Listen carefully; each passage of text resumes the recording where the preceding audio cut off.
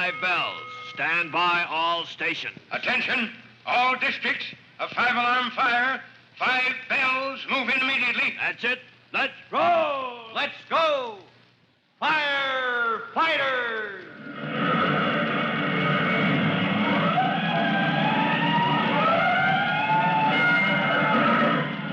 Presenting Firefighters, the true-to-life story of our unsung heroes who stand ready to ride by day or night against our most murderous enemy, the demon of fire.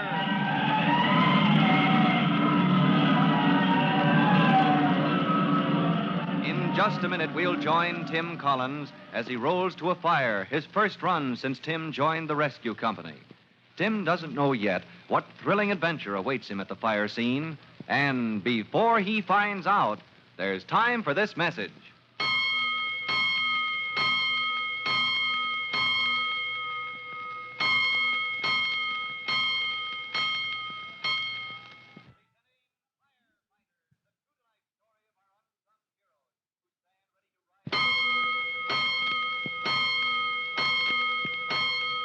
Let's go, firefighters. Let's go to the firehouse where the rescue company is quartered. Tim Collins, you remember, has had a bad day with his new mates because they made it clear that no rookies were welcome in the rescue company. Tim put up with their badgering as long as he could.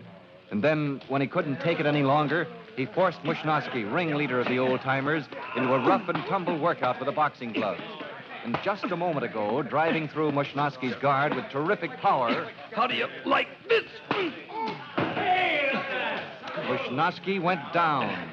And as Tim stood over him, amazed at the effects of his blow, he said to him... All I did was land on his jaw only once, but...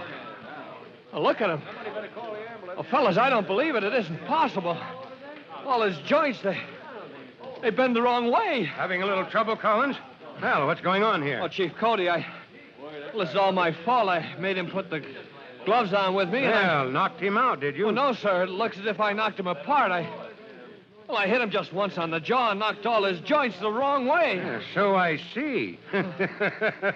Well, don't worry about it, Collins. It's only Mushnosky. Oh, but Chief Cody, he's in terrible shape. Yep, I never saw him look worse. Not since the old days when he had that boxing act in the carnival. Sir? Oh, you should have seen him in those days, Collins. Arms and legs all over the place.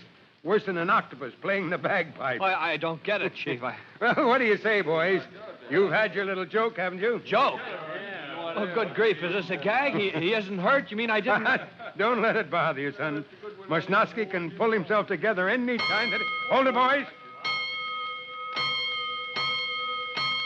Box 13, a private box. Box 13, that's for us. We roll. Where's that box, Watchman? Mechanical Standards Building. Mechanical Standards Building, that's bad. Mushnosky, lie still. You hurt. Hey, come back. Never mind Mushnosky, son. Yeah, but, Chief, 1 minute he's lying there, arms and legs all twisted the wrong way, and the next he's running for the wagon. Never mind, I say. That man is double-jointed. He was an India rubber man in the old carnival days. Oh, then it was a gag. They were kidding me. Right up to the hilt, Collins. Now climb on that wagon. You're due to roll. Yes, sir. Hey, Smokehead. Come on, pull these boxing gloves off my hand so I can climb into my gear. All clear, Captain Jellybone. Let's roll.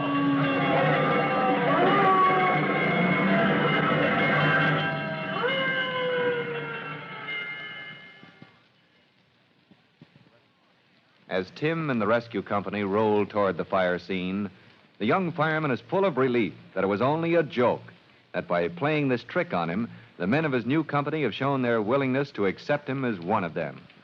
As the first due fire apparatus rolls from many directions toward the Mechanical Standards Company building, a man sits in an office on the 3rd floor, dictating a letter to a recording. Previously stated, the Mechanical Standards Company is engaged in, the business of the company is to, our records contain 2,000 pages of figures worked out by our engineers. And with these figures, we can tell you exactly how to design your machinery for the best and most economical operation in any country.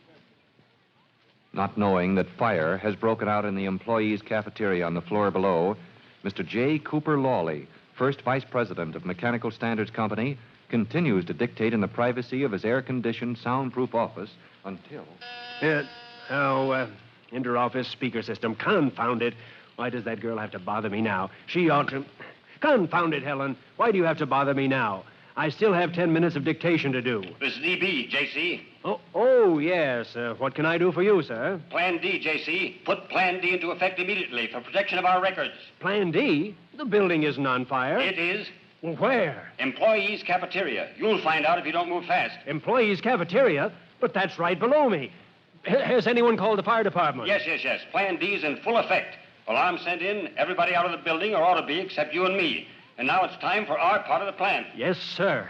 I'm to carry the record books down to the vault, lock them in, leave the building through the basement exit, report for roll call, and then... Then get started while you still have electricity to work that lock on the vault. Get those figures put away. I shall, EB. But what about the... EB, are you there? Confound it, he's left. Now, where do I... Oh, the record books. If they burn, we'll be out of business. So, now, ready with the books. Now, the key. Yes, anything else? Oh, my pills, correct. Now, down the fire stairs to the basement. Along the empty corridor, Mr. Lawley hastens toward the fire stairs with the company's priceless record books under his arm. As he hurries down the stairs to the basement, a loudspeaker hung on the wall of the underground vault begins to crackle as E.B. Hewitt attempts to establish contact. Lawley, where are you? Aren't you there yet? Lawley, J.C., can you hear me? This is Hewitt calling from the downstairs lobby. Lawley, this is worse than we thought. Here I am, E.B. I came as fast as I could. You'll have to hurry. You'll have to get out. The whole second floor is blazing. Fire Chief Cody says... In a minute. I've got to change my key to the inside of the door, or I'll never get out when that switch locks it. Lawley, are you there? Listen to me, J.C. Stand by for report, E.B. I'm putting the books into the inner fireproof box. Lawley, get out. The firemen are here. Everybody's out but you. Now, what next? All correct here in the vault, E.B. Records are stored away. Now I'm looking around the workroom. Windows locked, and I'm... Lawley, listen to me. Here, Chief Cody. You talk to him. Mr. Lawley, can you hear me? This is Fire Chief Cody. You've got to get out. We've got to pull the juice. Turn off the electricity in this building. But you mustn't. See here, if you turn off the electricity, I should be locked in the vault. The door is controlled by a switch with a special key. I know, but man, you don't understand. That second floor may come crashing down on top of you. Chief Cody, my instructions are to follow Plan D. And it so happens it's now time for me... Here, the lights. Turn on the lights. You've cut off the electricity. I can't open the door, you fools! As the lights in the vault go dead and Lawley finds himself unable to open the door with his special key that controls the electric lock, Chief Cody, at the speaker in the lobby of the Mechanical Standards Building, calls out... Collins, come here. This voice box has gone dead. Yes, sir. Captain Jellybone says the cable must have burned through, Chief. I told him not to pull the juice till I gave the word. He didn't, sir. He didn't. We usually do. But we waited, sir. Now he says the fire cut the cable. Then the man is trapped. Who, sir? Lawley, officer of the concern here. Oh. Carried the important records down to a vault in the basement, following some plan they have for protection in case of fire. Oh, good grief, Chief Cody. How can we get to him? That's up to you, Collins. You're on the rescue company, aren't you? Oh, you bet I am, sir. All right, then. Do your job. Get that man out. And how you manage it is up to you. Yes, sir. Rescue company! This way!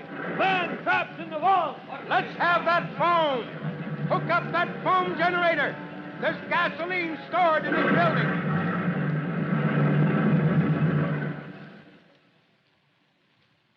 Well, now, it looks as if Tim Collins's first run with the rescue company has raised a thrilling problem for him to solve. As Chief Cody turns his attention to directing the overall battle against the blaze that roars through the second floor, Tim races toward the rescue wagon for special equipment. How he plans to save Mr. Lawley from imprisonment in the vault deep in the basement of the burning building, well, you'll hear in our next true-to-life episode of The Firefighters. Now, in just a moment, Chief Bob Cody will tell you, boys and girls, how you can help the firefighters in your own hometown. But first, here's a message you ought to hear.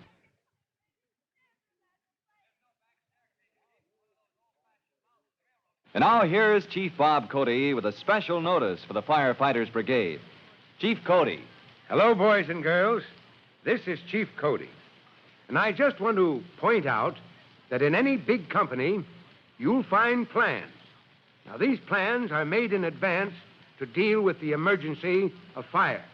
Yes, sir. Most big companies have plans to protect life and property. And those fire safety plans are just as important as fire drill at school. You know, a few seconds can make all the difference between safety and disaster. And if you know just what to do, now listen, just what to do, just how to escape without losing your head or your way in case of fire at home or in school or, for that matter, anywhere else, a few seconds may be all you need. Well, that's all for now, and you'll hear from me soon. Fire Chief Cody and the young rookie fireman Tim Collins will be back on the same station the next time you hear... That's it. Let's go!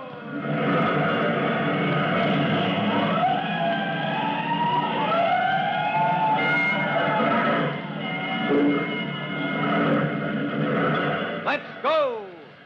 Firefighters!